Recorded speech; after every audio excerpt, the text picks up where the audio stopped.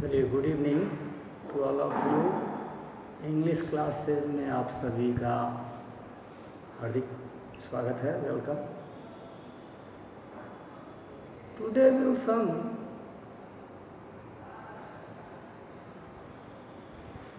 Take some extract of potent writers. As you see, board पे लिखा हुआ है, इसको हम एक्सप्लेन करेंगे। And how can I explain the extract, और बड़ी बारीकी से इसको हम समझेंगे।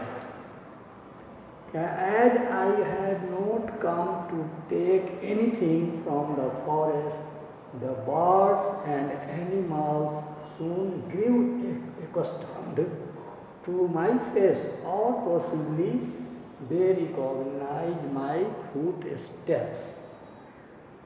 After some time, my approach did not disturb them. इसमें जो भी है डिफ़िकल्ट वर्ड, यदि फ्रेज है तो उसको भी सबसे पहले we will trace out the subject and according to the subject verb. It clear?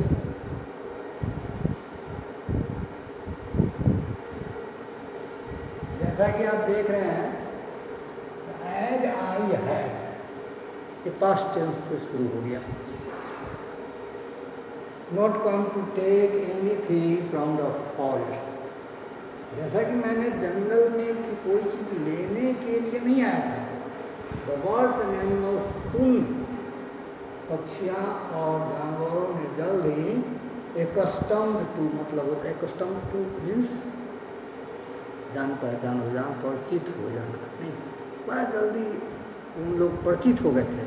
Accustomed to my face, चेहरे से, और पॉसिबली संभवतः दे रिकॉग्नाइज माई फुट स्टेप, और वे लोग मेरे पद चिन्हों को भी समझ चुके थे।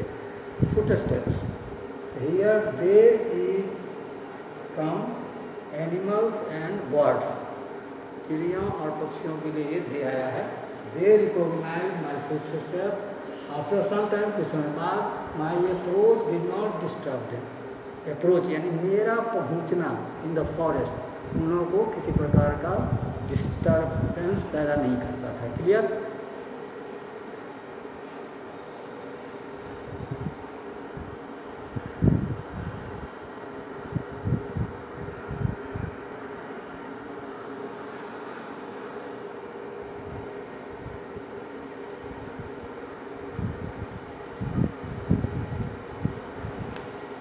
आगे का पैसेज आप लिखेंगे, मैं बोलता हूँ, ठीक है? डिस्टर्ब देम लिखिए। A spotted forktail, a spotted forktail which at first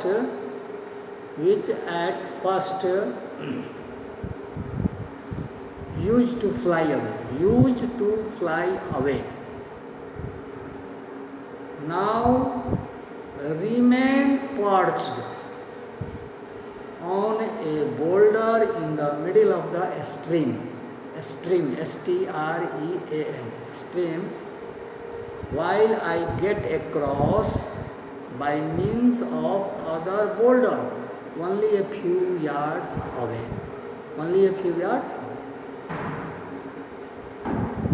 let us try to understand the rest part of the passage. Perched means होता है बैठना।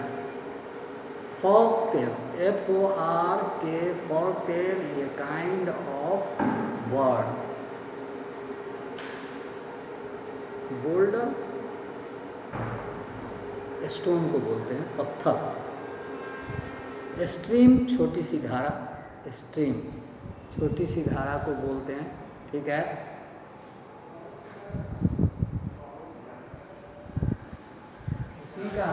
देखिए यहाँ पे हम यूज करते हैं स्ट्रीम की जगह ravine, RAVINE, ravine. Do you know what is the meaning of ravine? Yes, a very deep narrow valley with steep sides. लिखिए, a very deep narrow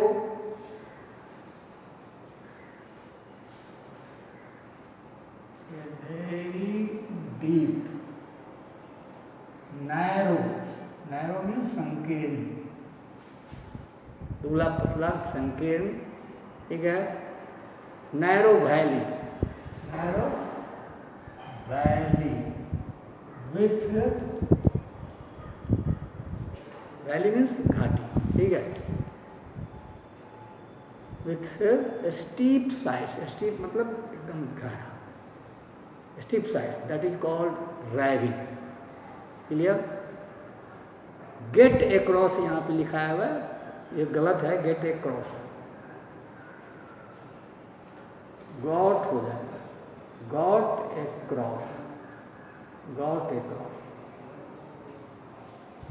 I get across by means of other boulders, दूसरे बोल्डरों के माध्यम से, जो कहाँ पे था, only a few hours away, कुछ ही दूरी पर था, मैंने स्ट्रीम को पार किया, क्रॉस किया, गेट एक्रॉस। क्लियर। इसमें एक फ्रेजल वर्ब आया, get across. Get across means क्या होता है, किसी को समझाना या अपनी बात मनवाना। क्लियर, ठीक है। अब दूसरा पैसेज आप लिखेंगे, मैं बोलूँगा। Yes, any doubt? If you have any doubt, you may ask. Ravine, RAVINE, stream, एक छोटी नदी की धारा को बोलते हैं स्ट्रीम, ठीक है।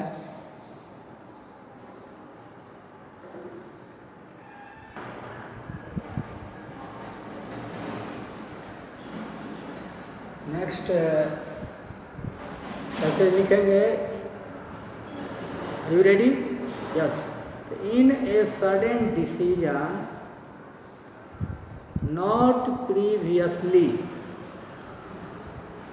intimated, comma,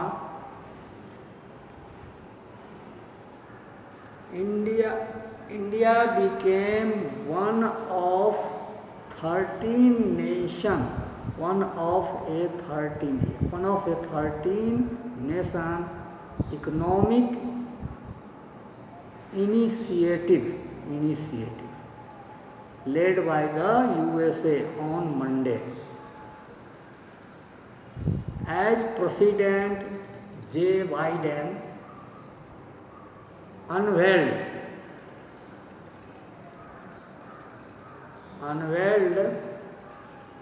plans for an Indo-Pacific economic framework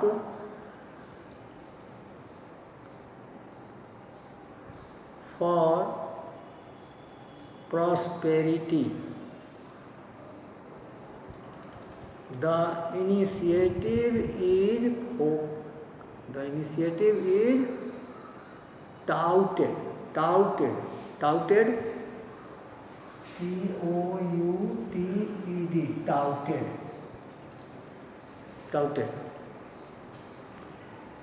means बाद में हम बताएंगे, अभी आप लिखो। हाँ, as a substantial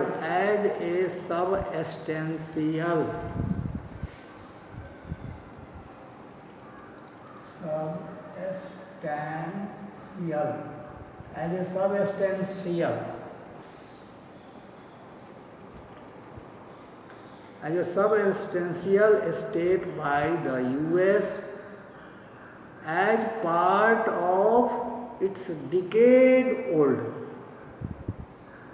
pivot to Asia. Pivot PIVOT, pivot to Asia, and an attempt at putting some economic heft, HEFT, heft,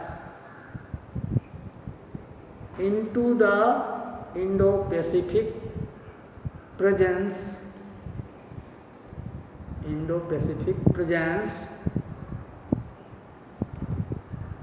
that has been on the decline after its decision to quit the Trans-Pacific Free Trade Agreement in 2016.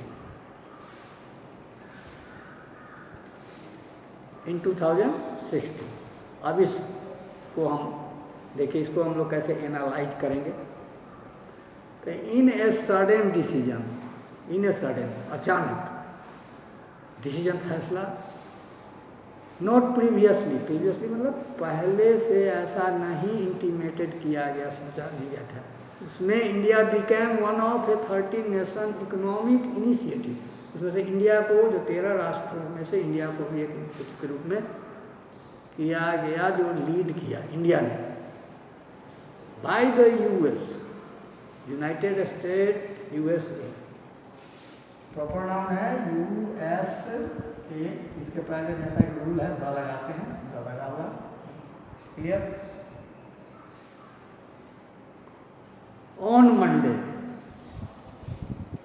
दिन के नाम के पहले preposition on लगाते हैं, Monday, Tuesday, तो on Monday, clear है। As president J. Wyden Aveld, unveiled है, UNVEI, वेल मीन्स पर्दा, अनवेल्ड पर्दा उठाना यानी स्पष्ट करना, प्लान को for Indo Pacific economic framework structure को बोलते हैं, ठीक है। Intimate means yes, intimate means to declare यानी घोषणा करना, ठीक है, declare, announcement, clear. Unveil disclose, खोलना पर्दा, फ्रेमवर्क स्ट्रक्चर, टाउट मैंने बताया था, टाउट प्रेज, प्रशंसा करना, PRISE, praise, appreciate, admire, okay, ठीक है। Substantial means yes, considerable, pivot, मुख्य, फोकल पॉइंट, केंद्र बिंदु, ठीक है। तो इस तरह से इनका हम अर्थ निकालते हैं, सेंटेंस का जो भी हो, फ्रेज हो, वर्ड मीनिंग, इन सबों को आप according to subject, verb, agreement, इस सब को देखते हुए किस टेंस में है, इन सारी चीज़ों को देखेंगे तो automatically you will get the point easily,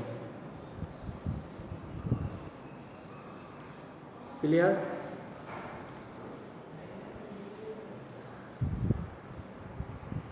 yes, हाँ, मेन फोकल, मेन मुख्य बिंदु, yes, yourself, whatever you know, एकदम।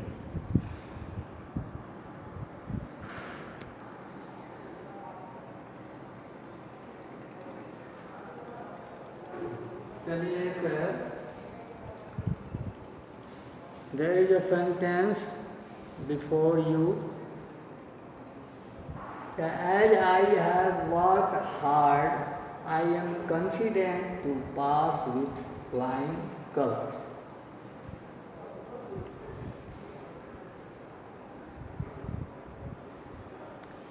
In this sentence there is error and you have to find out. Your time is start.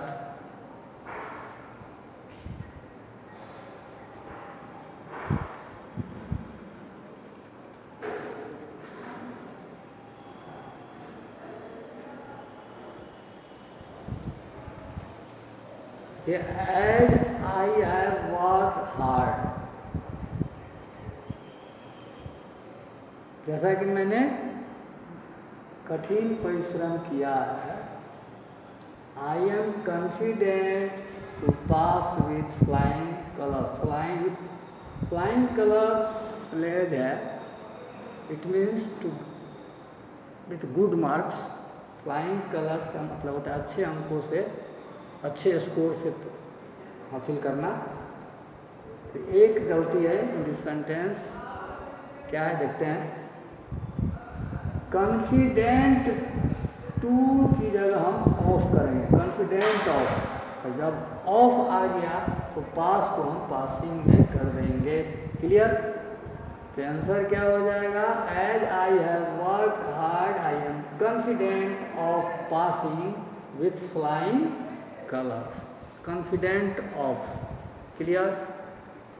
Faith in, नहीं, believe इन, इस तरह से preposition का भी नॉलेज होना बहुत ज़रूरी है। Without knowing the appropriate preposition you may make blunder in your writing, so beware of in using preposition। preposition को आप देख लेंगे बहुत ही बारीकी से।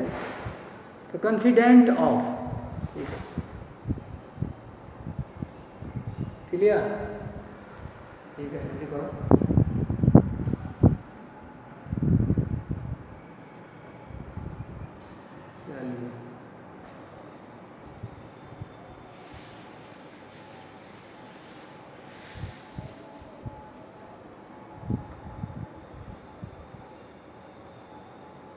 चलिए एक और सेंटेंस लेते हैं, उस पर हम लोग देखते हैं सभी लोग।